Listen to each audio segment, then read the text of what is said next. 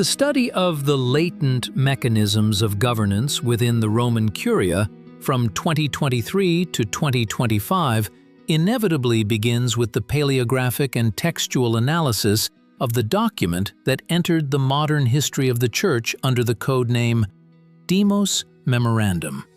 This text, first recorded in digital space and on paper media in early 2022 and later supplemented in 2024 as the Demos II document, is a classic example of secret curial correspondence aimed at consolidating opposition forces within the College of Cardinals ahead of the inevitable conclave. Textual examination of the original, conducted using methods of comparative syntax and analysis of lexical preferences, indicates that behind the Latin pseudonym was the Australian Cardinal George Pell, former prefect of the Secretariat for the Economy, who ceased his physical existence in January 2023. The structure of the memorandum is devoid of theological contemplativeness. The document is divided into paragraphs analyzing financial deficits, diplomatic failures of the Holy See in its relations with great powers, and the systemic crisis of canon law. Almost simultaneously, the Vatican's civil tribunal obtained decrypted logs of WhatsApp correspondence, dated from March 2023 to April 2025, between a former employee of the Prefecture for Communications, Francesca Ciauchi, and a close associate of the key prosecution witness, Genevieve Ciferi. These text arrays, totaling over 120 pages, documented a meticulously planned operation to manipulate the testimony of Monsignor Alberto Perlasca, head of the administrative section of the Secretariat of State, whose evidence formed the basis of the charges against Cardinal Giovanni Angelo Becciu. Thus, the paleographic dissection of these two sources, an anonymous opposition treatise manifesto and the private correspondence of conspirators, reveals to the historian the true anatomy of the institutional schism that paralyzed the administrative apparatus of the Catholic Church in the final years of the pontificate of Francis. Before we turn to the detailed archaeology of these documents and uncover the internal mechanics of Vatican power, I ask you to subscribe to our channel.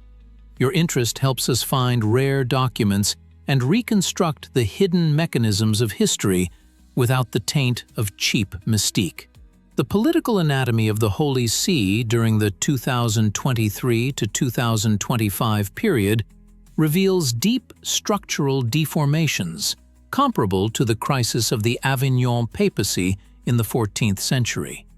The primary trigger of the conflict was the radical centralization of administrative power, solidified by the Apostolic Constitution Praedicate Evangelium, which came into force on June 5, 2022.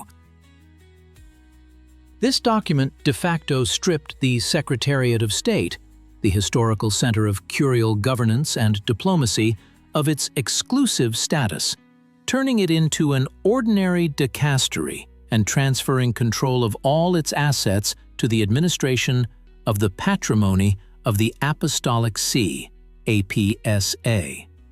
The financial reform initiated by Pope Francis destroyed centuries-old channels of shadow resource distribution, depriving the curial aristocracy of control over funds, including the Peter's Pence, Obolo di San Pietro. The social composition of the conspirators and opposition groups was divided into three distinct factions. The first faction consisted of representatives of the old curial elite, predominantly of Italian origin, whose influence relied on complex family-client relationships within the Roman bureaucracy. The second faction was formed by a powerful Anglo-American conservative bloc, supported by private foundations from the USA, such as the Napa Institute.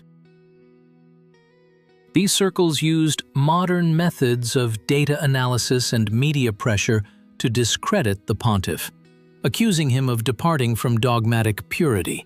The third opposition group was comprised of the African Episcopate, led by Cardinal Fridolin Ambongo Besungu. Their consolidation occurred after the publication of the declaration Fiducia Supplicans on December 18, 2023, which permitted the non-liturgical blessing of same-sex unions. This document provoked an open rebellion by entire national conferences, which in the context of canon law was classified as a latent schism. Conservative cardinals Raymond Burke, Robert Serra, Gerhard Müller, and the late George Pell formed an unspoken alliance that coordinated resistance to the papal reforms. By the beginning of 2025, the College of Cardinals numbered 252 members, of whom only 135 possessed the right to vote in a conclave due to the age limit of 80. Of these 135 electors, 108 had been elevated to the cardinalate personally by Francis, creating an unprecedented preponderance of supporters for the liberal course. However, this monopoly was only apparent, since the regional fragmentation of the college precluded the possibility of a unified vote without prior backroom collusion. Of particular importance for institutional analysis is the coordination of African resistance led by Cardinal Fridolin Ambongo Besungu, who held the post of president of the Symposium of Episcopal Conferences of Africa and Madagascar, SECAM. Documents dated late 2023 and early 2024 indicate that the protest of the African hierarchs was not a spontaneous emotional outburst. The SECAM archives record a full-fledged diplomatic campaign. Within 3 weeks of the publication of Fiducia Supplicans, Ambongo collected and systematized written feedback from all 54 national episcopal conferences of the continent. Based on these materials, a consolidated document titled Message to the People of God in Africa was drafted in Accra, Ghana. A paleographic study of the drafts of this statement, complete with the Cardinals' handwritten marginalia, shows how carefully the wording was smoothed over to avoid openly accusing the pontiff of heresy, while simultaneously recording an absolute refusal to implement the decree on African soil. This démarche essentially became a unique precedent in the recent history of the Church, where an entire geographical province blocked the effect of a universal normative act. The logistics of coordination included closed meetings in Rome in January 2024, where Ambongo personally presented an ultimatum to Francis and the prefect of the dicastery for the doctrine of the faith, Victor Manuel Fernandez. The result of these negotiations was an unprecedented statement from the Holy See, which recognized the right of African bishops not to apply the blessings due to the cultural context. This compromise solution effectively legitimized the decentralization of doctrine, striking a blow to the universality of canon law and creating a dangerous precedent for future doctrinal disputes. To understand the depth of the institutional conflict, it is necessary to reconstruct the financial infrastructure, which had remained invisible to external observers for many years. Prior to the 2020 to 2022 reforms, the Secretariat of State operated so-called sub-accounts in the Swiss banks Credit Suisse and BSI in Lugano, which were not reflected in the consolidated budget of the Holy See. These assets were formed not only from the donations of the faithful, but also from revenues from real estate acquired as far back as the time of the Lateran Pacts of 1929. Curial officials used these funds to conduct high-risk speculative operations on international markets. For example, investments in London real estate were initially planned for oil exploration in Angola through the company Falcon Oil, but the project was blocked due to high risks. The redirection of funds to 60 Sloane Avenue was carried out through a chain of offshore companies registered in the British Virgin Islands and Luxembourg, making an audit by the prefect of the Secretariat for the Economy, Cardinal George Pell, impossible. This parallel budget created a material foundation for the autonomy of the Secretariat of State, effectively turning it into a state within a state. The papal motu proprio decree on some competencies in the financial economic sphere of December 26, 2020, which transferred these funds to the control of APSA, met with resistance from the beneficiaries of this scheme.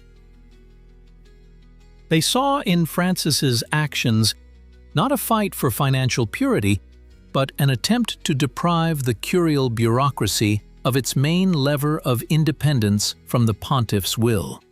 It was precisely this economic expropriation that laid the groundwork for the subsequent consolidation of the conspirators, uniting traditionalists dissatisfied with the Pope's theological liberalism and financial managers in robes who had lost control over multi-million-dollar flows. The mechanics of the conspiracy and the logistical schemes of opposition groups within the Vatican during the 2023 to 2025 period combined medieval methods of backroom diplomacy with 21st-century digital technologies. The coordination of actions by the conservative wing of the College of Cardinals relied on a system of personal meetings and strictly verified communication channels. The main physical contact points for the conspirators were the private apartments of Cardinal Raymond Burke, located in close proximity to St. Peter's Square, and the premises of the Palazzo del Sant'Uffizio. Meetings were planned considering the schedule of papal audiences and dicastery sessions to minimize the risks of surveillance by the Vatican Gendarmerie, whose technical surveillance capabilities had been significantly enhanced after the VatiLeaks scandals. For transmitting confidential information, secure protocols of the Signal Messenger and Proton Mail servers, registered under fake names in Switzerland and the USA, were used. Nevertheless, key documents, such as the drafts of the Dubia, formal theological doubts, sent to Francis in the summer of 2023, were passed exclusively hand-to-hand as printouts on paper without watermarks to eliminate the possibility of printer identification. A special place in the mechanics of the opposition was occupied by the financial conspiracy related to the acquisition of the building of the former Harrods Warehouse at 60 Sloane Avenue in London. This case demonstrates how the institutional autonomy of the Secretariat of State allowed high-ranking clerics to operate hundreds of millions of euros while bypassing supervisory bodies. An analysis of PricewaterhouseCoopers audit reports and the department's internal correspondence shows that investments totaling $200.5 million, about one-third of all the Secretariat's assets, were diverted through the Athena Capital Investment Fund, controlled by broker Raffaele Mincione. When the deal began to incur losses, Cardinal Becciu and his confidant, Monsignor Mauro Carlino, brought in Italian financier Gianluigi Torzi to restructure the portfolio. Torzi, using a complex legal scheme involving the issuance of different classes of shares, gained full control over the property with only 1,000 voting shares against the 30,000 non-voting shares owned by the Vatican. This allowed him to essentially blackmail the Holy See, demanding 15 million euros to transfer control of the building. The financial logistics of this operation included transactions through offshore structures in Luxembourg, Jersey, and Switzerland. An important element of the conspirators' recruitment network was the involvement of secular intermediaries, such as Cecilia Marogna, who, according to investigation materials, received over 575,000 euros from the Secretariat of State under the pretext of funding secret humanitarian missions to liberate nuns kidnapped in Africa. In fact, as bank statements from Slovenia proved, these funds were spent on purchasing luxury items and personal needs, indicating a complete lack of expenditure control within the Secretariat of State until the end of 2020, when Pope Francis blocked the department's accounts. A critical audit of the failure and subsequent transformation of the Vatican's power structure requires a meticulous analysis of the judicial materials from the so-called Trial of the Century, 2021 to 2023, and the events that followed it up until May 2025. The guilty verdict of December 16, 2023, which sentenced Cardinal Giovanni Angelo Becciu to 5 years and 6 months in prison for embezzlement and fraud, had long been presented by the papal administration as a triumph of transparency. However, a detailed archaeology of the court records reveals profound systemic contradictions in the witness testimonies, calling into question the impartiality of the trial. The chief prosecution witness, Monsignor Alberto Perlasca, who was initially an accomplice in all the key financial transactions of the Secretariat of State, radically changed his testimony during the investigation. A detailed study of the interrogation records of Monsignor Alberto Perlasca from August 2020 to March 2021 uncovers no fewer than 17 key contradictions that, in any secular legal system, would have led to the immediate dismissal of the case. In the initial interrogations, Perlasca categorically denied any malicious intent in the actions of his superior, Cardinal Becciu, asserting that all transactions regarding the London real estate were carried out with the knowledge and under the direct orders of the then Secretary of State, Cardinal Pietro Parolin. However, after Genevieve Ciferi, who positioned herself as the Monsignor's spiritual confidant, intervened in the process, his testimony sharply changed its vector. In the interrogation record of November 23, 2020, Perlasca suddenly recalls that Becciu pressured him to conceal details of the deal from the auditors. A paleographic analysis of Perlasca's handwritten notes from this period, seized during a search of his office in the Secretariat of State, shows a striking discrepancy in style. His personal diaries record a state of panic and fear of imprisonment, while his official witness statements are written in dry, legally precise language, clearly dictated by a professional lawyer. Chat logs between Ciauchi and Ciferi, disclosed in April 2025, confirm that this legal framework was developed directly by Francesca Ciauchi, who used her connections in Italian law enforcement to coordinate actions with Vatican prosecutor Alessandro Didi. This falsification of sources poses a fundamental question for the historian regarding the legitimacy of the entire evidentiary basis of the trial of the century. Vatican institutional justice became a hostage to private vendettas and a political order aimed at the demonstrative elimination of Cardinal Becciu as a potential candidate for the papal throne from the conservative wing. Furthermore, the trial uncovered a fatal legal collision. Pope Francis issued 4 secret rescripta, during the pre-trial investigation, which were not published in the official bulletin Acta Apostolicae Sedis. These rescripts granted the Vatican prosecution extraordinary powers, allowing for unauthorized searches, wiretapping, and arrests of suspects, bypassing the existing norms of the Vatican's 1913 Code of Criminal Procedure. In early 2025, the Vatican Court of Appeal issued an unprecedented verdict, declaring these papal rescripts invalid precisely due to the lack of their official publication. This decision effectively annulled the entire prosecution's evidence base and led to the overturning of Becciu's conviction and the scheduling of a new trial for June 22, 2025. The legal chaos was exacerbated by the physical demise of Pope Francis, which followed on April 21, 2025, as a result of natural causes at the age of 89. The conclave convened on May 7, 2025, in the Sistine Chapel, took place under conditions of maximum polarization of forces. The conservative opposition attempted a comeback by nominating the Archbishop of Budapest, Péter Erdő, known for his staunch defense of the Church's traditional teaching.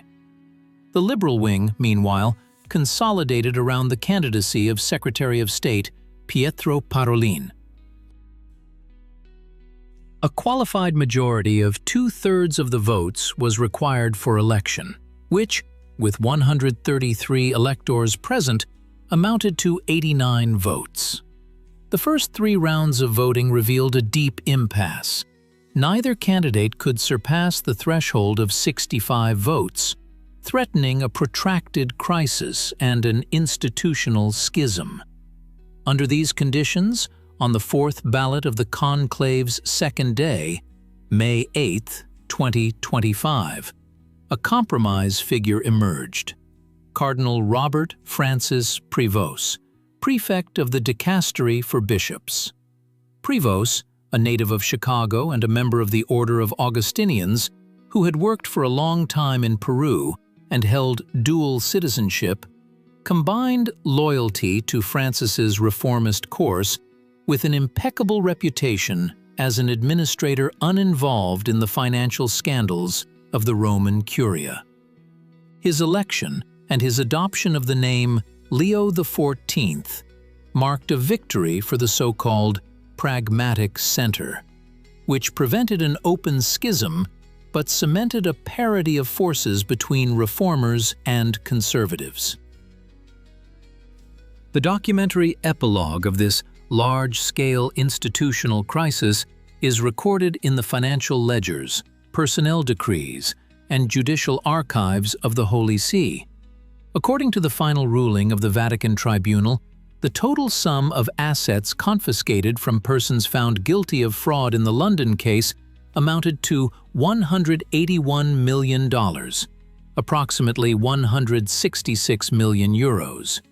Furthermore, the convicted were ordered to jointly pay an additional $218 million, about 200 million euros, in damages to the Secretariat of State, the Institute for the Works of Religion, Vatican Bank, and the Administration of the Patrimony of the Apostolic See, APSA.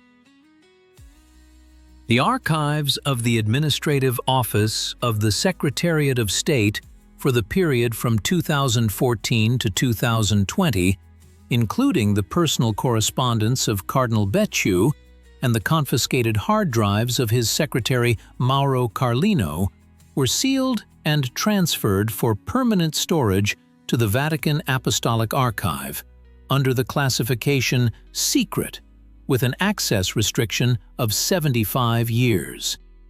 The fate of the key participants in the opposition movement was resolved by administrative legal measures. Archbishop Carlo Maria Vigano, the former nuncio to the United States, by a decision of the Dicastery for the Doctrine of the Faith dated July 5, 2024, was declared guilty of the delict of schism and subjected to the penalty of excommunication under Canon 1364 of the Code of Canon Law. The decree noted his refusal to recognize the legitimacy of Pope Francis and the decrees of the Second Vatican Council. Cardinal Raymond Burke, by a pontifical decree of November 2023, was deprived of the right to subsidized Vatican housing and a monthly stipend, which effectively led to the cessation of his coordination center in Rome. The traditionalist movement We Are the Church and a number of associated American charitable foundations underwent a comprehensive financial audit by the Vatican's Financial Information Authority, ASIF, leading to the blocking of their correspondent accounts in European banks. The impact of these events on the legal system of the Holy See proved revolutionary. The precedent of the Court of Appeal in 2025, which overturned a verdict due to unpublished rescripts, dealt a crushing blow to the concept of the unlimited administrative voluntarism of the Roman Pontiff. A fundamental rule of Roman law was de facto reintroduced into canon law, a law that has not undergone the procedure of promulgation, promulgatio, has no legal force. This decision forced the new Pope Leo XIV, in his first consistory, to announce the beginning of a large-scale reform of Vatican civil legislation, with the aim of bringing it into full compliance with the international standards of the Council of Europe and the requirements of the Moneyval Committee. The archaeology of power, conducted at the intersection of canon law, the paleography of digital documents, and financial audit, proves that the Vatican crisis of 2023 to 2025 was not a mystical confrontation of good and evil. It was a harsh, deeply rational struggle for control over administrative institutions, financial flows, and the mechanisms of power succession within the world's oldest monarchy.